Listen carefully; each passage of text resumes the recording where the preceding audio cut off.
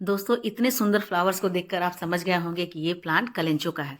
तो कलेंचो विंटर में फ्लावरिंग करने वाला एक ऐसा भी प्लांट होता है जो पूरे विंटर भर भर कर फ्लावरिंग करता है और विंटर से लेकर के यानी कि नवंबर से लेकर के ये मार्च से अप्रैल तक ये फ्लावरिंग करता है। हालांकि मार्च तक इनका सीजन होता है, लेकिन मार्च के बाद यदि आप इन्हें थोड़ा सा केयर कर लेते हैं, थोड़े से ठंडे स्पेस में रख देते हैं, तो ये अप्रैल में भी फ्लावरिंग करता है। लेकिन अप्रैल तक आते आते इनके फ्लावर बड बनने बंद हो जाते हैं और इनके फ्लावर भी सूखने लगते हैं।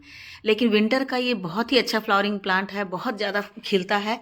और आप देख रहे हैं कि ये जो हाइब्रिड वैरायटी है, इसके जो फ्लावर जो होते हैं बहुत ही ज़्यादा डबल ट्रिपल पेटल वाले होते हैं, बहुत ही सुंदर लगते हैं।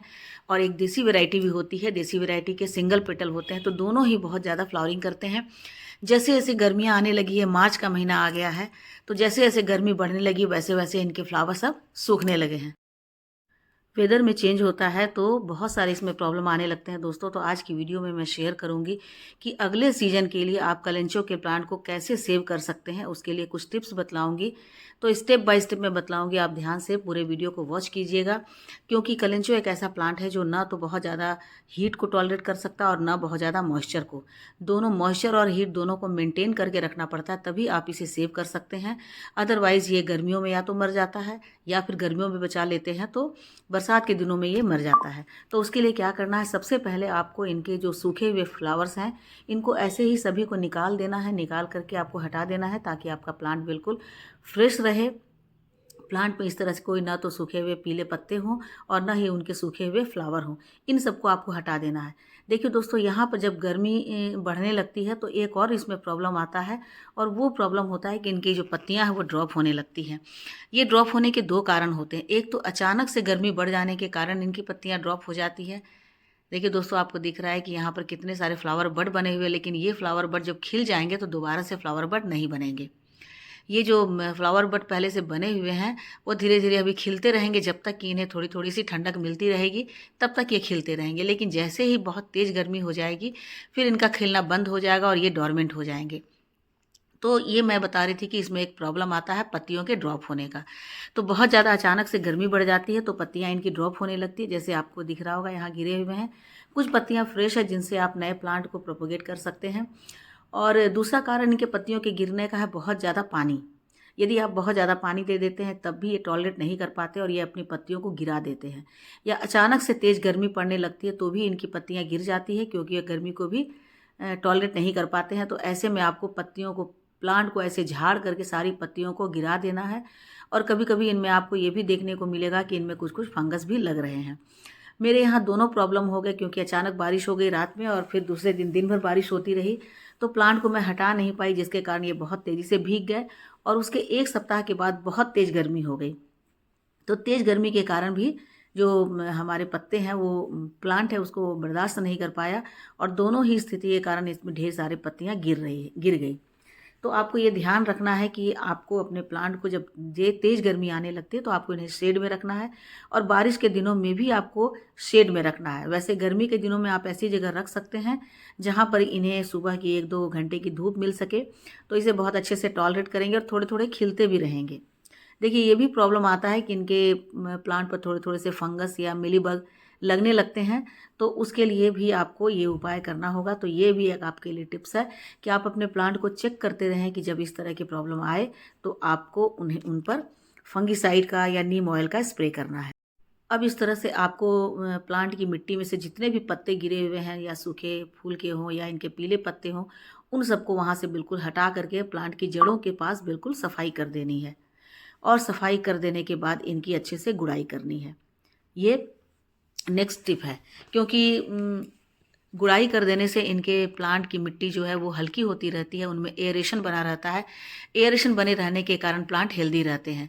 अब तीसरी बात जो है कि इस प्लांट पर देखिएगा कि कुछ ऐसे नए शूट्स निकल रहे हैं जिनमें फ्लावर बड नहीं बने हुए हैं। तो इनमें तो कोई अभी फ्लावर नहीं खिलेंगे, तो ऐसी ही कटिंग आपको लेनी है ताकि आप नेक्स्ट सीजन के लिए इन्हें प्रोपोगेट कर पाएँ। ऐसे ही नए नए जो डालियाँ निकल रही हैं, शूट्स निकल रहे हैं, उन्हें आपको कट कर लेना है, जिनमें अभी किसी तरह की कोई फ्लावरिंग नहीं होगी।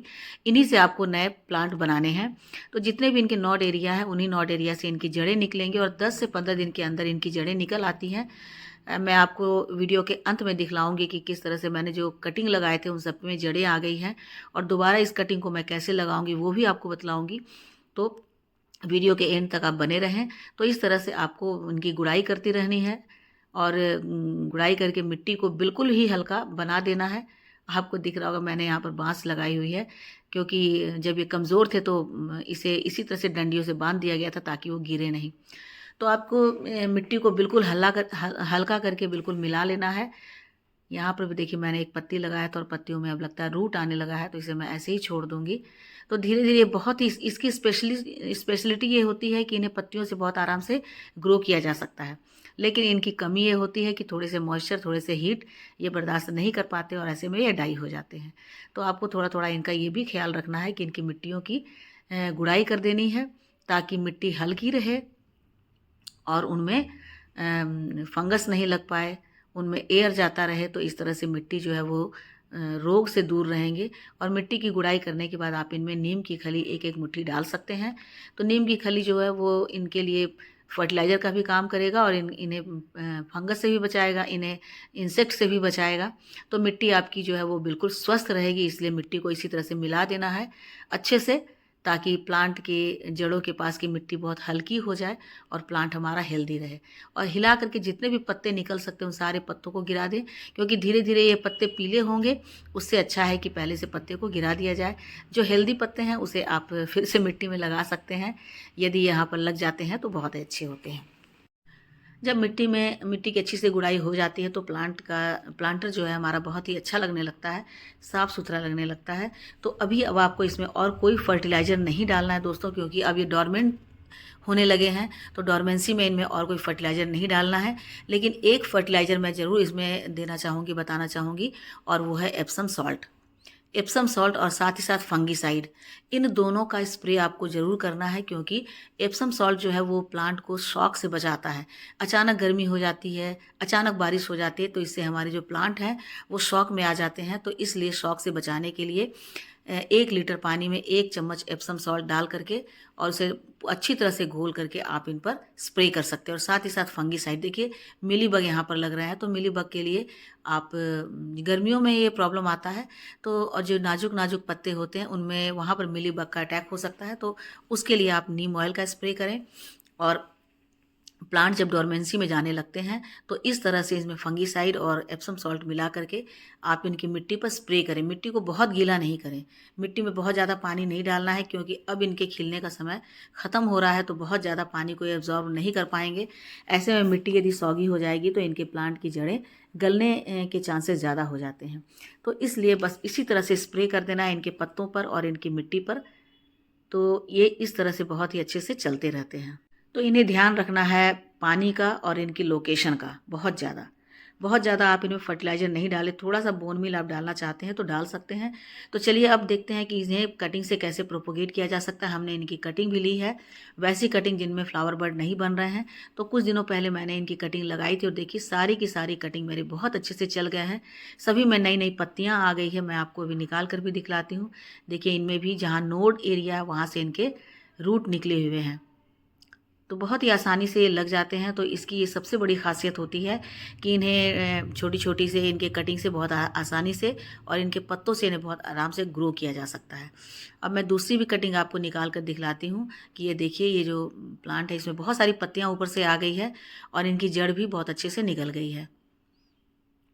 तो इस तरह से आप प्लांट को नए प्लांट बना सकते हैं, ताकि अगले सीजन में आपके बहुत सारे प्लांट हो, क्योंकि ये काफ़ी महंगे मिलते हैं। आप किसी भी नर्सरी में जाएंगे, एक तो नर्सरी में ये आपको दिखलाई नहीं देंगे, मिलेंगे नहीं, और यदि मिलेंगे भी तो एक एक प्लांट 250 से 300 के मिलेंगे। मैं भी 250 मैं भी लाई थी 300 में।